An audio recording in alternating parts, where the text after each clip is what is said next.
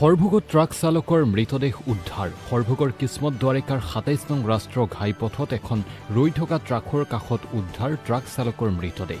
মৃত ট্ৰাক চালকজন উত্তৰ প্ৰদেশৰ গণেশ বিশ্বকৰ্মা বুলি জানিব পৰা গৈছে।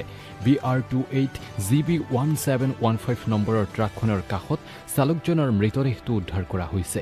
স্থানীয় ৰাইজে সন্দেহ কৰা মতে লোকজনে ৰৈ থকা ট্ৰাকখনৰ টায়াৰ চেক কৰি থকা অৱস্থাত অথবা আন কোনো সময়ত অন্য বাহনে খুন্দিয়াই থৈ যায় চালকজনক, যাৰ ফলত চালকজন নিহত হয় বুলি সন্দেহ প্ৰকাশ কৰা হৈছে।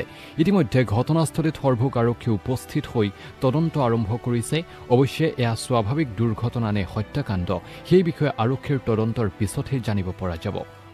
এইখিনি কিসমত দ্বাৰিকা দহলাপাৰা সীমান্ত হয়।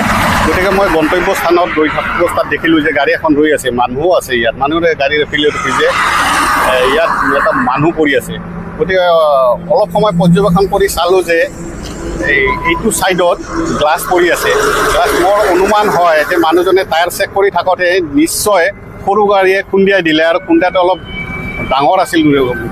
তাত যিহেতু তেজ পৰি আছে, মঙহ অলপ পৰি আছে, গতিকে মোৰ ধাৰণা হয় সৰু গাড়ীয়ে খুন্দিয়াৰ পিছত তেওঁ গাৰ জোৰত, তেজৰ জোৰত এই গাড়ীখনৰ তলেদি গৈ তাত গৈ পৰে আৰু তাতেই মৃত্যুমুখত পৰে।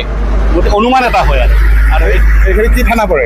এইটো সৰভোগ থানা পৰে। গতিকে বাকী ঘটনা আৰক্ষী বিভাগীয় কৰ্তৃপক্ষই তদন্ত কৰিলে ওলাব। গতিকে এইখিনি ক'বলগীয়া, কাৰণ গাড়ীৰ সম্পূৰ্ণ নথি পত্ৰ এতিয়া আৰক্ষীয়ে উলিয়াইছে। গতিকে মোৰ সন্দেহ হয় যে কোনো অজ্ঞাত গাড়ীয়ে খুন্দিয়াই মানুহজনক মাৰিছে বুলি।